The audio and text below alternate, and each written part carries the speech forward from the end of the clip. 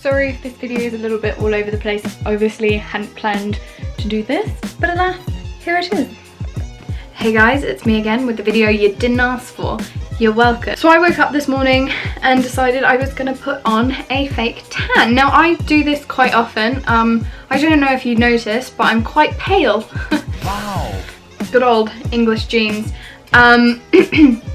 And so I do tan a lot. I burn in the sun, so it's just a much healthier way for me to get that glowy skin. So yeah, I tan quite a bit, so I thought I would give you guys some of my tips. And plus I did promise a very special someone that I would film something like this. You know who you are. I promise they're a real person, I'm not just saying this. So here we go. So the first thing is you need to get your skin into the best possible condition for the fake tan to apply smoothly. Now, first thing is exfoliation. So I use these exfoliation mitts. I think they were like $2 off eBay or something like that. They're really cheap, super handy.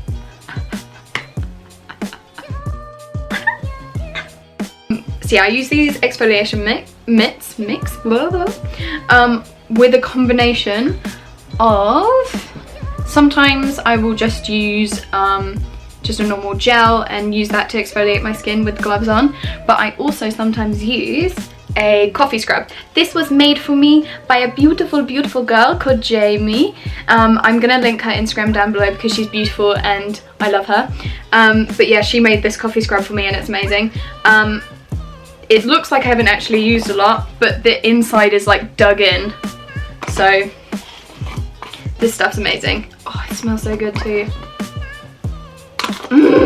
Next step, so you also want to be making sure that you are moisturizing every morning and every night and every time you get out the shower. So for the days coming up to the tanning day, you want to be using a really thick moisturizer. So I love the Body Shop booty butter.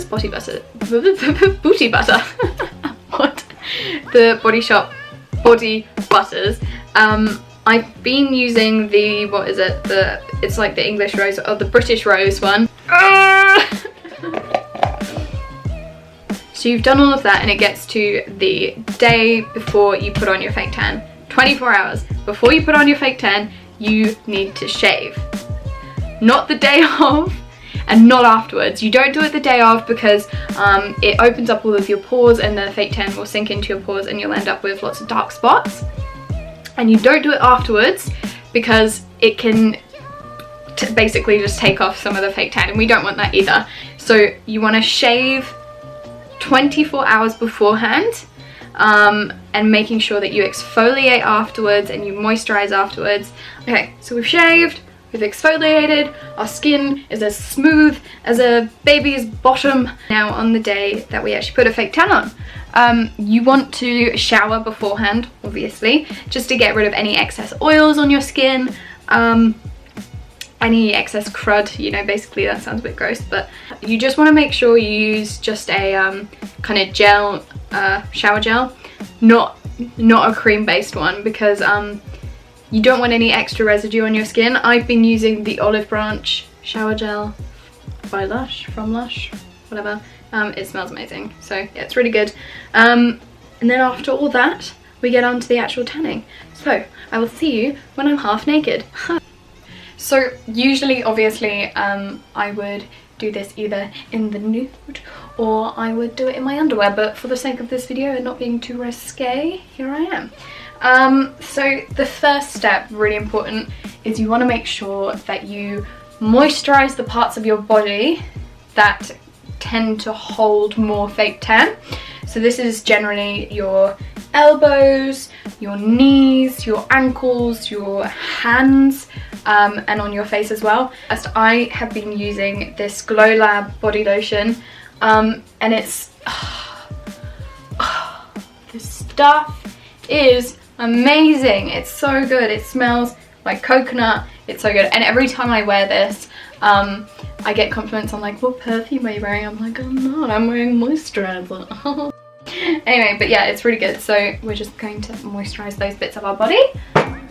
You don't need a whole lot, it's just as a precaution basically. These bits here tend to hold a lot of colour all over your hands because we know those knuckles. So then once you're all moisturised and ready to rumble, you want to make sure that you have a tanning mitt. Now obviously you want to make sure you have one before you tan, because you're going to go through that whole process and then be like, gosh darn it. I'm just using one from Model Co at the moment. I prefer the Saint Tropez one a lot more, but this is the one I have. I wouldn't recommend this one, it's not great, but we make do. We make do. So the tan that I am using, which is the love of my life, is the Saint Tropez Self Tan Express Mousse. It's so good. You can leave it on for 3 hours and you will be glowing. It's amazing. For in-between tans, I have been using this Gradual Tan Tinted Body Lotion. This is not a body lotion. This is pretty much just like a straight tan. Like, no joke. I put it on after I had a shower and I was like, yeah, it was the first time I put it on.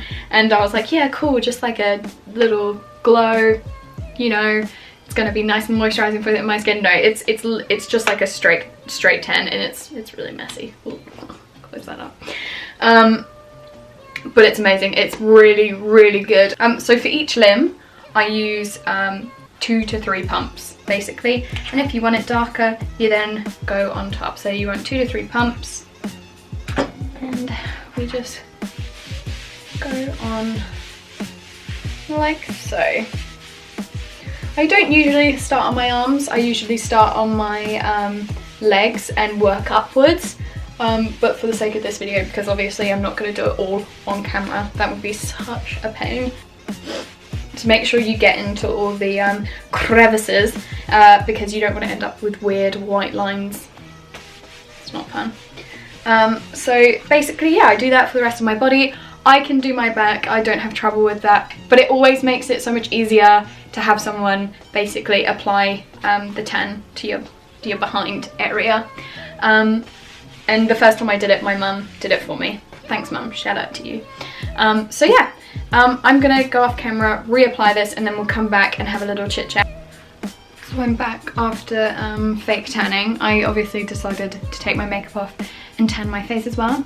When you tan places like your face or your hands, you really only want to be using like the excess. So after you've done your arms and there's a little bit left on the tanning mitt, you then just kind of go in to your hand like I did before, and that's the same with your face and your neck and your feet actually as well.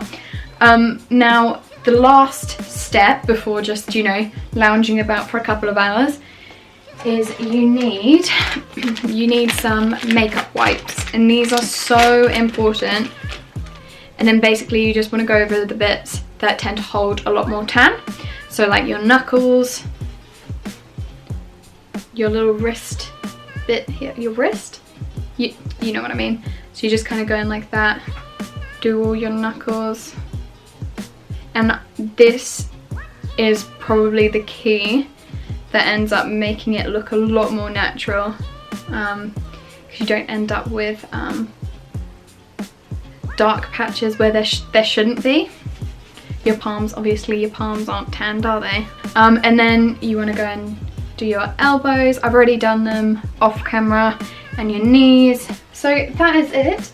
Now I am going to probably sit and edit this video for a couple of hours, and then we will take it off and I will show you the finished result. All right, see you soon.